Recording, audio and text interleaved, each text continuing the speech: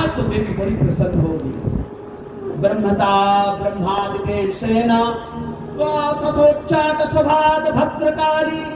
राजन परीक्षित, जैसे उस सरदार ने अपनी तलवार को उठाया तो जो पाषाण विग्रह में विराजमान भगवती थी, उच्चाटा स्वतेजसा, अपने तेज बल को लेकर के और उस विग्रह को फाड़ते हुए अंदर से भगवती भद्रकाली प्रकट हो गई।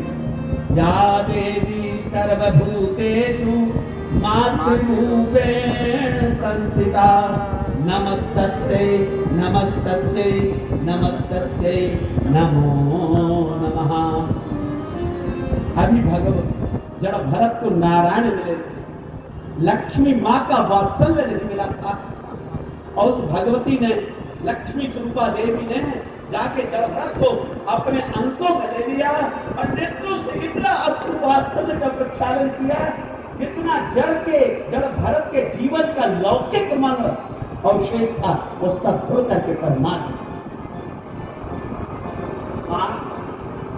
हाँ बेटे, मेरा मुझे मालूम है नारायण ने मुझे भेजा, और तलवार से जो सरदार मुझे बलि तो जरूर चाहिए, पर जिसने सबकी बलि अभी तक चढ़ाया है अब वही श्रेष्ठ बलि होगी। और वृंदावन बिहारी लाल की जड़ भरत आए थे। अब तो पहले केवल भगवान का दर्शन हुआ था, अब भगवती का भी दर्शन हो गया है। युति के दर्शन में, युगल भगवान के दर्शन में नित्य और निरंतरता को अपनी आकुलता व्याकुलता के साथ बढ़ा। एक समय राहु गढ़ नरेश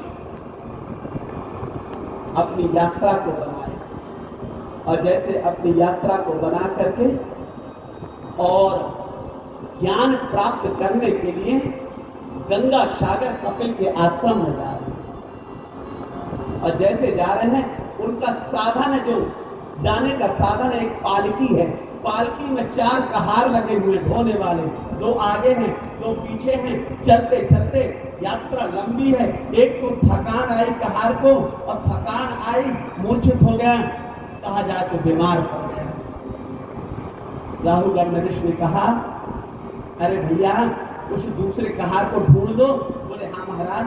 ढूंढते ढूंढते वो गए हैं तो वो खेत में जो जड़ भरत जी महाराज युगल सरकार का दर्शन करके बैठ रहे थे, ध्यान में उन्हीं को पकड़ के ले आए। और जैसे उनको पतंत्या,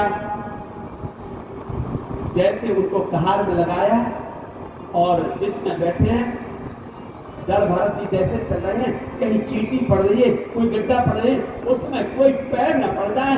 इन नारायण की छवि का दर्शन है, उसको उचट के चलते हैं। हे बोलना सात्वत के मति किमु हिते जानम की थी।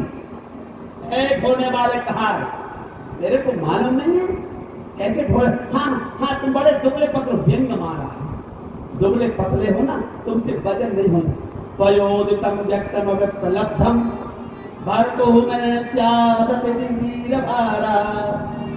आप सही तो कह रहे हैं। अगर पत्थर के ऊपर पत्थर रखोगे और पत्थर से पूछो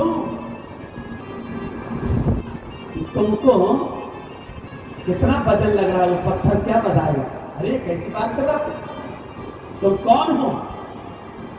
श्रीमद् भागवत में दोनों का शास्त्रार्थ। और बोले आत्मा न पतली होती है न मोटी होती है, और जिसको तुम कह रहे हो वो जड़ तत्व है।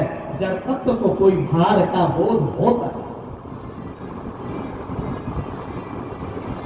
जड़ भरत तो कहने कहे राहु गणेश पति लगता है तुम में कोई ब्राह्मण तो नहीं हो।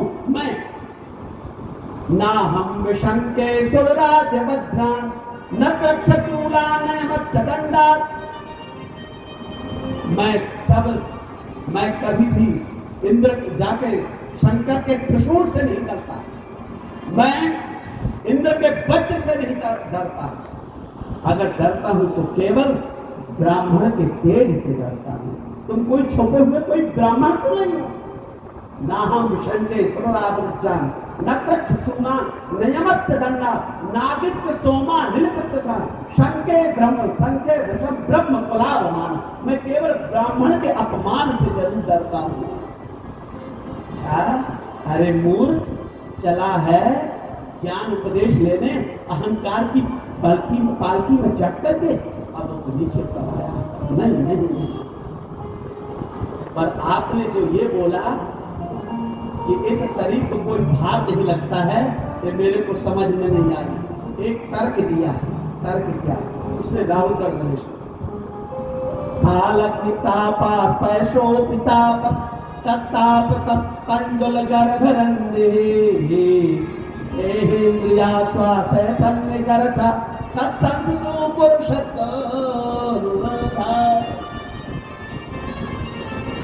अरे ब्राह्मण देवता, ये बताओ, बोले क्या?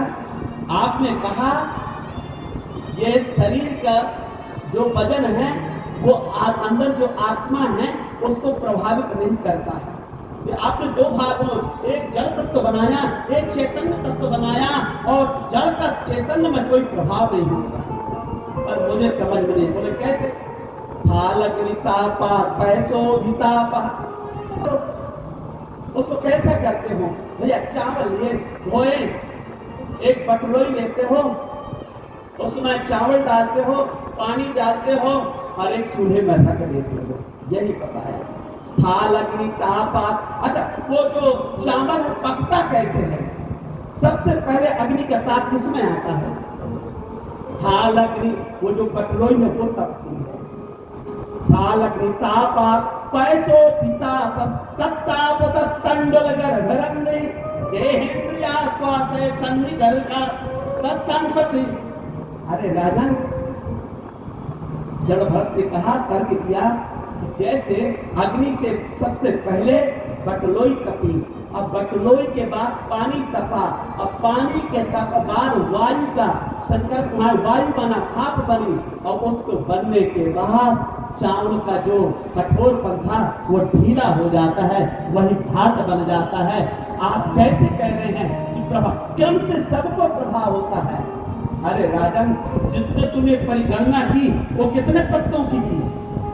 भूत पंचभूत कितने हैं? 5। और तुमने गिनाया कितने को? अग्नि को गिनाया, बटलोई पृथ्वी तत्व है, इसके बाद जल तत्व लिया, वायु तत्व लिया, पर एक नहीं प्रभावित हुआ, उसका नाम आकाश है। आकाश ही ब्रह्म, वो कभी किसी से, और वही आकाश ब्रह्म ही आत्म तत्व।